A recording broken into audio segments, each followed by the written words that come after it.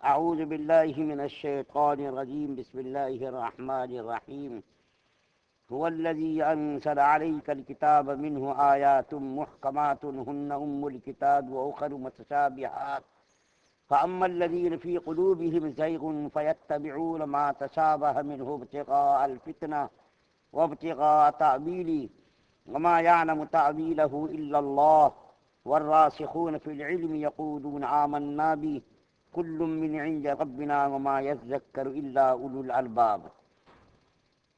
وہ ایسا ہے جس نے نازل کیا تم پر کتاب کو جس میں کا ایک حصہ وہ آیتیں ہیں جو کہ اشتباہ مراد سے محفوظ ہیں، اور یہی آیتیں اصلی مدار ہیں اس کتاب کا، اور دوسری وہ آیتیں ایسی ہیں جو کہ مشتبہ المراد ہیں، سو جو جن لوگوں کے دلوں میں کجی ہے وہ اس کے اسی حصے کے پیچھے ہو لیتے ہیں جو مشتبہ المراد ہے دین میں، شورش ڈھونڈنے کی غرض سے اور اس کا غلط مطلب ڈھونڈنے کی غرض سے، حالانکہ ان کا صحیح مطلب بجز اللہ تعالیٰ کے کوئی نہیں جانتا۔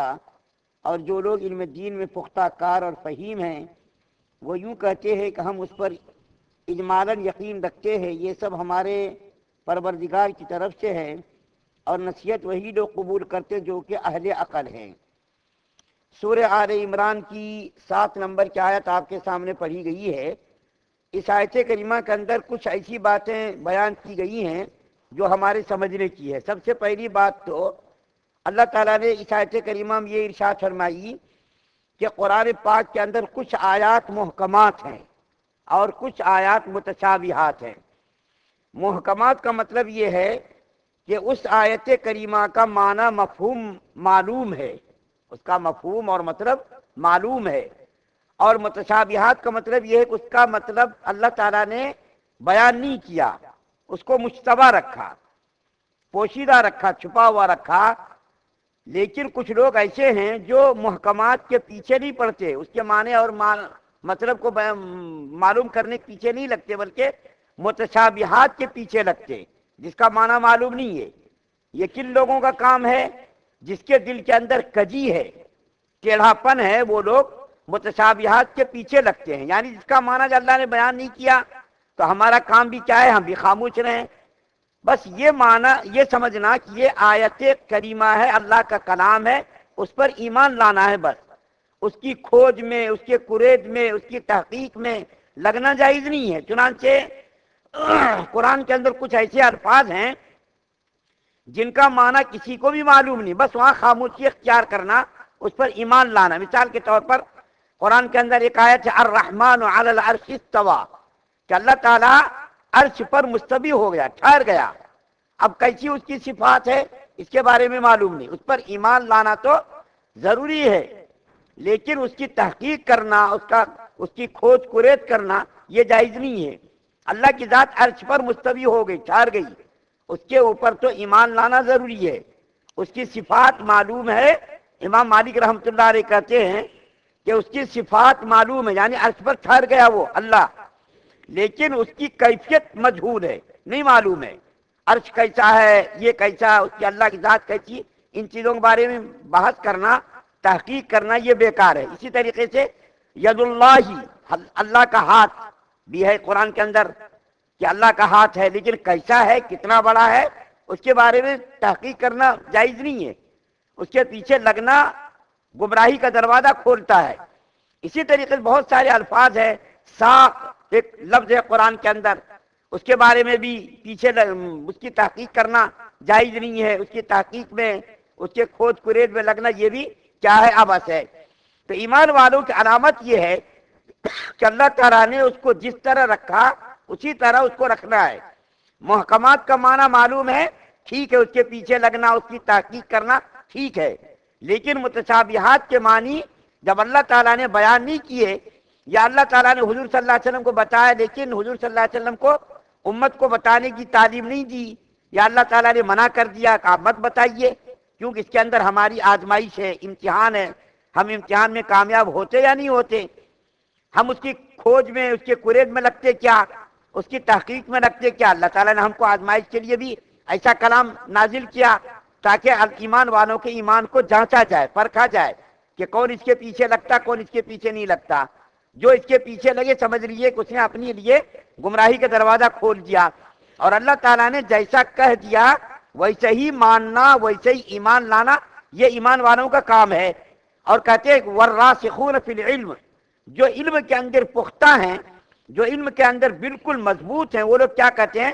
یہ سب اللہ کی طرف سے ہے، اللہ کی طرف سے ہے، ہم بس ویسے ہی ایمان لاتے جیسا کہ اللہ تعالیٰ نے حکم دیا ایمان لانے کا. راسخون فی العلم سے مراد کیا ہے؟ علماء لکھتے ہیں کہ اس سے اہل سنت والجماعت مراد ہے. اہل سنت والجماعت مراد ہے کہ وہ لوگ اپنی مرضی سے کوئی معنی بیان نہیں کرتے، بلکہ صاحب شریعت یعنی حضور صلی اللہ علیہ وسلم نے جن چیزوں کے جو معنی بیان کیے، صحابہ نے جو بیان کیے، تابعین نے جو بیان کیے، اسی تشریح اور اسی تعبیر کو یہ لوگ بھی کیا کرتے؟ مانتے اور وہی بیان کرتے. اور جن الفاظ کے معنی اور مطالب معلوم نہیں ہے، وہاں پر اپنی کمزوری، اپنی جو ہے مجبوری، اپنا عجز ظاہر کرتے. بھائی ہم کو معلوم نہیں ہے، بس اللہ تعالیٰ نے جیسا کہہ دیا اس کے اوپر ہم ایمان لاتے. بہت سارے لوگ بہت ساری ایسی چیزوں کے پیچھے لگتے جس کے اندر معنی مطلب معلوم نہیں ہے. ایمان والوں کا کام کیا ہے؟ جیسا کہہ دے ویسا کر لینا، بس اللہ نے کہہ دیا ہم بس مان لیتے. جیسا کہ حضرت ماریہ قبطیہ رضی اللہ تعالی عنہا کے بیٹے کے جب انتقال ہوا تو بیٹے کی جدائی میں بہت روتی تھی. حضور صلی اللہ علیہ وسلم نے فرمایا کہ اے ماریہ، اگر تم یہ کہو کہ میں جنت کے اندر تمہارا بچہ کھیل رہا ہے، خوشی میں ہے، اگر تم یہ کہو تو میں اللہ سے دعا کروں اللہ تعالیٰ تمہارے بچے کو جنت کے اندر کس طریقے سے کھیل رہا وہ دکھا دے. ماریہ قبطیہ نے کہا کہ یا رسول اللہ، آپ نے کہہ دیا، بس ہم نے ایمان قبول، ہم اس کے اوپر ایمان لیا ہے. ہم اگر یہ کہیں گے ٹھیک ہے دکھا دیجئے تو ایمان کہاں رہا؟ یہ تو مشاہدہ ہو گیا. ایمان کہتے غیب کی چیزوں کے ماننے کو، اور یہاں جو ہے ہم نے اگر کہہ دیا ٹھیک ہے یا رسول اللہ مجھ کو دکھا دیجئے، میں دیکھ لوں گی، دل کو سکون ملے گا، لیکن میرا ایمان کہاں رہے گا؟ آپ کی باتوں پر یقین ہی نہیں رہا نا، تو ہم نے ایسا کہا نا. اسی طریقے سے بہت سارے لوگ کیا کہتے؟ کتا پالنا کیوں حرام ہے؟ کتے کے پالنے کو کیوں منع کیا گیا؟ ایسا اس کے اندر کیا حکمت ہے، کیا مصلحت ہے؟ ایک مرتبہ مولانا اشرف علی تھانوی رحمۃ اللہ علیہ سفر میں تھے، ایک آدمی کے پاس کتا تھا، مسلمان جنٹل مین آدمی تھا. اس نے کہا صاحب یہ کتا پالنا کیوں حرام ہے؟ تو حضرت تھانوی رحمۃ اللہ نے فرمایا دیکھو بھائی، نہانا رسول اللہ صلی اللہ علیہ وسلم، رسول اللہ صلی اللہ علیہ وسلم نے منع کیا، ہم بھی اس کو حرام ہی کہیں گے، ہم اپنی عقل نہیں دوڑائیں گے. اس کو زیادہ خوشی نہیں ہوئی. اس نے کہا کچھ ایسی بات بتائیے جو ہماری عقل میں آ جائے. تو حضرت تھانوی رحمۃ اللہ علیہ نے فرمایا اس کے اندر اپنی قوم اور جو اپنی برادری ہوتی ہے اس سے اس کو زیادہ تعلق نہیں رہتا، بس یہ اپنی مطلب میں خود غرضی میں لگا رہتا کتا. بس اس کے سامنے بڑا سا بڑی سی لاش لا کے رکھ دیجئے، رات بھر اس کے پاس بیٹھا رہے گا اور اس کوشش میں رہے گا کہ بس ہم کھائیں گے اور کوئی دوسرا کتا آ کر کے نہ کھائے.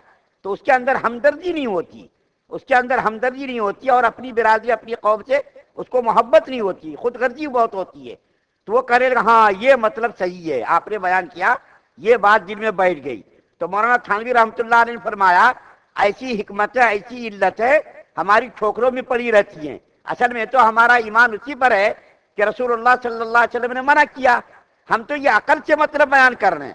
یہ ایسی حکمتیں اور ایسی علتیں جو بیان کر رہے ہیں ہم وہ عقل سے بیان کر رہے ہیں. لیکن شریعت کا حکم تو یہ کہ ہم مان لیں، رسول اللہ صلی اللہ علیہ وسلم نے کہہ دیا تو بس ختم ہو گیا.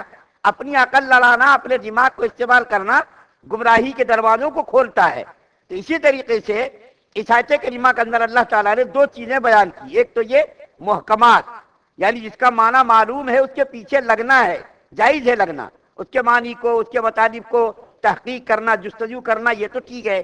لیکن آیات متشابہہ جس کے معنی اللہ تعالیٰ نے بیان نہیں فرمائے تو ہم اس کے پیچھے نہ لگے، بس ایمان لانا ہے، بس ایمان لانا ہے، ایمان قبول کرنا ہے، اس کو ماننا اسی طریقے جیسا کہ اللہ تعالیٰ نے اس کو نازل کیا.